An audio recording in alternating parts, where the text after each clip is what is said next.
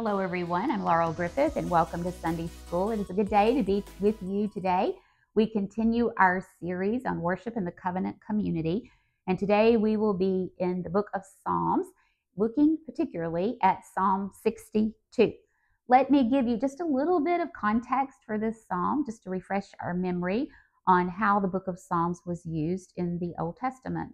The book of Psalms was a hymn book, a book of poetry, and it was used in corporate worship. These psalms are written by various people. Most are attributed to David, and they were designed to be used as a part of the worship of the people of Israel when they gathered together.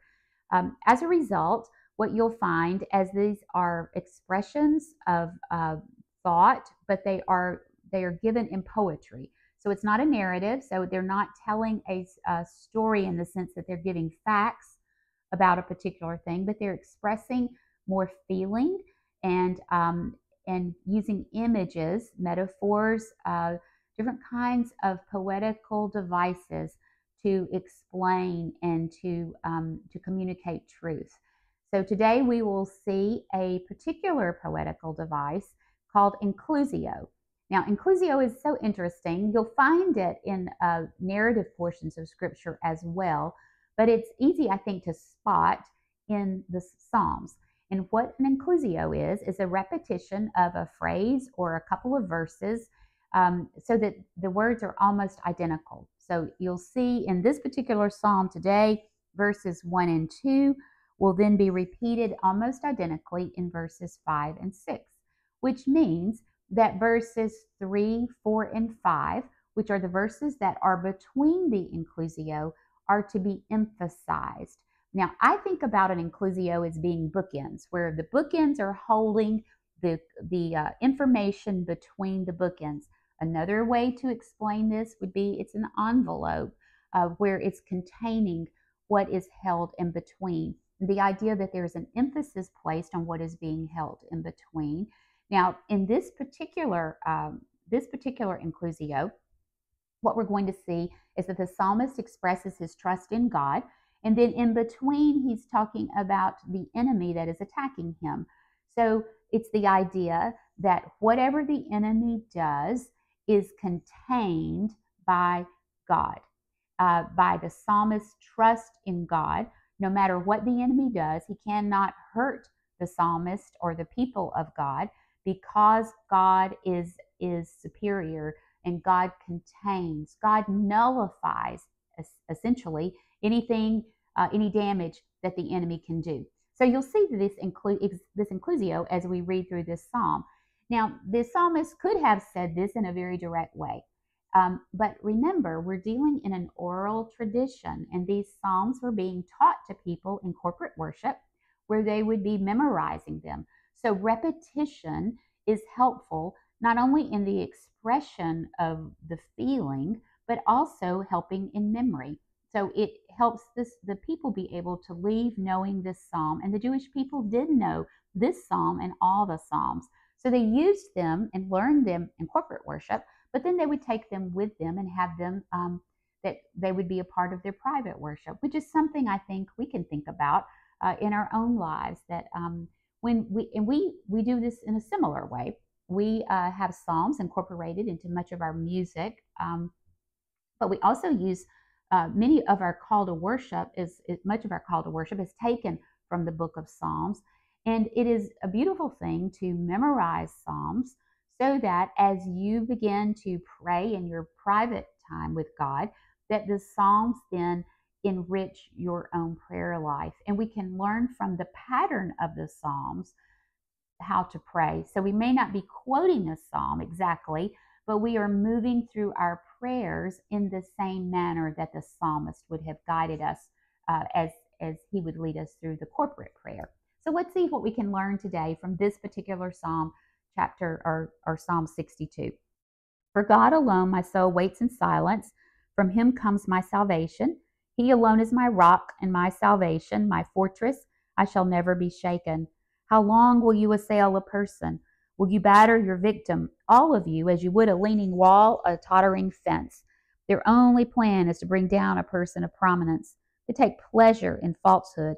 They bless with their mouths, but inwardly they curse. For God alone my soul waits in silence, for my hope is from him.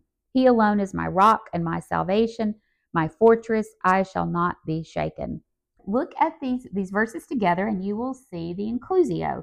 The inclusio are verses 1 and 2, and then you go down and you see verses 5 and 6 that are a repetition, almost identical, not quite. So let's take a look and see what the difference is. Verse 1, from him comes my salvation. Verse 5, my hope is from him. So that's the phrase that's different. And it's though the psalmist is giving testimony that God is bringing him his salvation. God is the one who saves. God is the one who will protect him and rescue him. And that fuels his hope. So at the bookend at the end, the last verse of the inclusio, it's the idea that we hope in God because the psalmist has personal experience. He has a personal testimony to share that God has saved him. So there's the difference. Now, in between these assertions of God's faithfulness and God's strength, and that God is a refuge, that the psalmist confidently is proclaiming in these verses.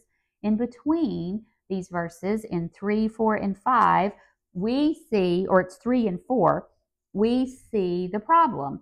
And the problem is the enemy is a schoolyard bully, essentially, is what this is. The enemy is looking for tottering fences, people who are struggling, people who have been wounded, people who are having a hard time standing up.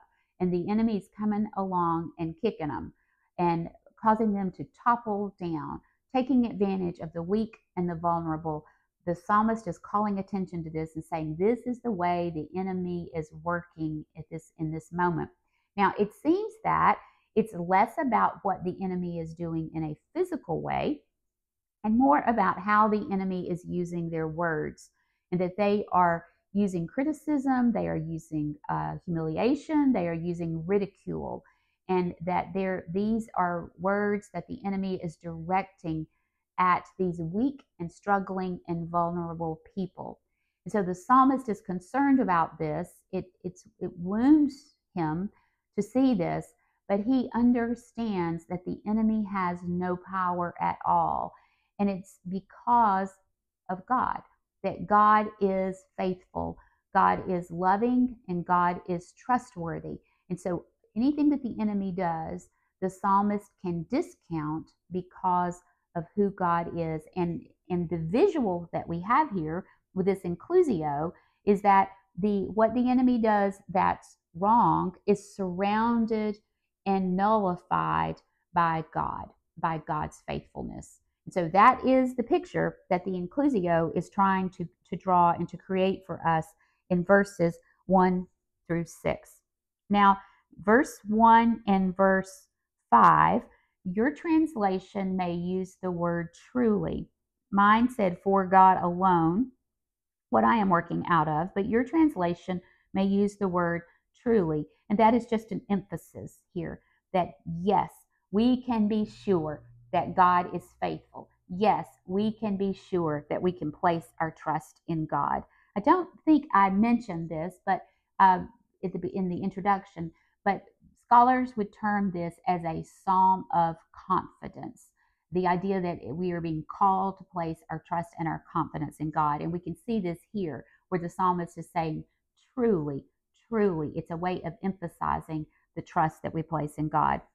So now we come to verses 7 and 8, and these are the hinge of the psalm. So essentially, you've got two parts of this psalm, verses 1 through 6, and then you're going to have verses 9 through 12. And these are two different aspects of the psalmist expression, but they're held together by verses 7 and 8. So let's look at 7 and 8 and see what this transition is. On God rests my deliverance and my honor. My mighty rock, my refuge is in God. Trust in him at all times, O people. Pour out your heart before him. God is a refuge for us. If you notice here that the psalmist is making a transition, and he's going from this personal expression of who God is and what God has done for him to the call to all people to now worship God and to respond to this idea that they can trust in God. So this is a transition where the psalmist is proclaiming his trust in God and then also calling upon the people to trust in God. And he's saying it all times.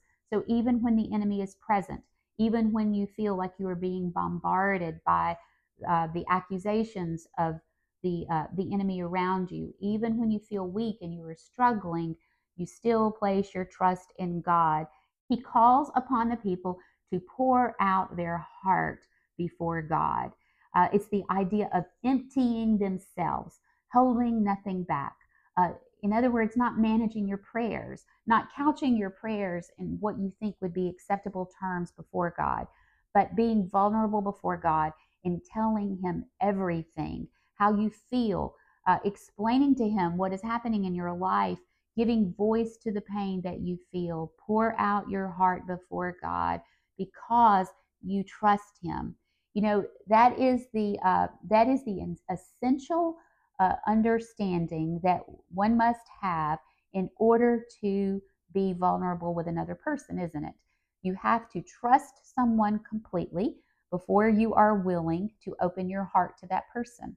Well, the same thing is true with God. We have to trust God completely so that then we feel comfortable opening our heart to God. So you see here in the psalm that the psalmist has given you the testimony in the first verses that he trusts in God for his salvation. And because of the psalmist's testimony that he himself has experienced this with God, he is now calling upon the congregation to place their trust in God. And the result of this trust in God is this depth of honesty before God. So it's this progression in worship where someone would say, I have seen God at work in my life. I know that God is faithful. I invite you to experience this. And based on my testimony, I encourage you now to trust in God. And when you trust in God, you are willing now to be vulnerable before God. You are willing to give Him all of your burdens and all of your concerns and all of your cares. So this is those transition verses is now moving the psalm to the last verses, which are actually more of instruction, aphorisms that are designed to help the congregation remember truth. It's something that would be seen in wisdom literature, almost like a proverb. So let's read these and see what we can learn as the psalmist continues to call the congregation. Those of low estate are but a breath. Those of high estate are a delusion. In the balance as they go up, they are together lighter than a breath. Place no confidence in extortion and set no vain hopes on robbery. If riches increase, do not set your heart on them. Okay, so the psalmist is essentially saying, no matter what statement, no matter where you are in life, if you are someone who is of low position, if you are a person of humble means, if you are a person who has no status in life, it doesn't matter. If you are someone who is wealthy and who has a lot of success and influence, it does not matter. Riches gained in any way really don't matter when you put them in the weight of the balance, the scales. They are light. They don't weigh anything. They're not going to do you any good. You can't put your trust in who you are. You can't put your trust in what you have achieved. You can't put your trust in what you own, but rather your trust has to go in God, and that always outweighs anything about you. You are a limited human being, and you bring nothing to the equation except your faith and your trust in Almighty God. That is what the psalmist is saying here. And then he ends the psalm with verses 11 and 12. Once God has spoken, twice I have heard this. The power belongs to God, and steadfast love belongs to you, O Lord, for you repay to all according to their work. So this idea of hearing God speak twice, it's the way of emphasizing this, that God has said this, and there's an emphasis here, that this is what God says when God speaks. And there are two things that belong to the Lord. If you notice in this passage, and this is so important, God's power and God's love. Power belongs to God. Love belongs to God. And this is who God is. He is both of these things, and both of these ideas are united in the psalmist's mind. And he wants the congregation to embrace this. God is all powerful and God is all loving. God is always powerful and God is always loving. So you can trust God that He is able to do what He says He will do. If God was only powerful and not loving, then all we would do would be afraid of God. We would know that He had the power to do anything He wanted, but we would doubt His heart and His motives. If God was only loving, we would appreciate His love, but we would not have the confidence that He could act on our behalf. But these two are combined in God, and the psalmist is celebrating that. And he's saying that God's love, which is perfect, and God's power, which is complete, are the reason we can place our trust in God. And that God has made a commitment. He is a covenant-keeping God. He keeps His promises. And so He is faithful to do what He says He will do. And this is why He is our refuge. This is why He is our strong tower. This is why He is our strength. This is why we place our trust in Him alone. Now, how does this psalm affect our prayer lives? What do we carry with this psalm into our corporate worship, from this psalm into our corporate worship and into our own time with God? So let me suggest three things. The first is that what we see here in this psalm is an honest acknowledgement of the problem. The psalmist is not dodging the issue. He is firm in saying what the enemy is doing, how the enemy is undermining his life. He is honest before God.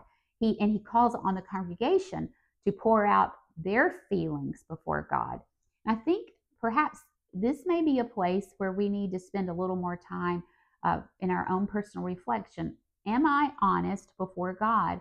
Do I take the time in my individual prayer life to express to God the pain that I feel?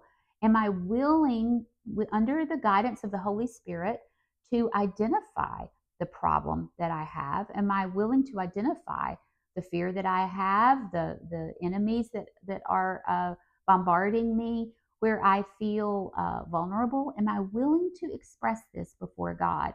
And I have to have confidence in Him. I have to trust Him if I am going to give expression to this. But if I do trust Him, then I will give honest expression to the pain that I feel. And I think that's where it all starts. It starts with our honesty before God. We don't have to prepackage our prayers. We don't have to be worried about offending God with our prayers. We just come with who we are, trusting in His love, His faithfulness, and His power. So I recognize that I pour out my heart before God. The second thing is I also recognize my own human limitations. The psalmist realizes there's nothing that he can do to control his enemies. There is nothing he can do to solve his own problem. And he's calling upon the congregation to recognize the same thing. They can't fix the problem with their position in society. They can't fix the problem with their status and their wealth. There is nothing they can do to change the situation. And it is helpful to understand that we are limited human beings and we place our trust in God alone. And so then we give God the trust. We then acknowledge God for who He is and we give Him our trust. So there's this progression of understanding, this is my problem. I can't fix it, but I know who I trust. I know the person where I place my faith and my hope is in God. And we do this in corporate worship. This fuels our individual prayer life with God. And we also do it in our individual prayer life with God. And I think that also in turn comes back and fuels and informs our corporate worship. So perhaps this would be a good place for you to discuss in the class this week. What does this progression look like for you in your own private prayer time? And do you bring this with you into your perhaps your Sunday school class when you pray together for the needs of other people? Are you conscious of moving in this way, that these are the needs? We are limited, but we trust in you, oh God. And do you bring this with you as an expression of your faith and your trust into your corporate worship? I just pray that God will bless you this week as you study together, and I look forward to seeing you again soon. Have a great week.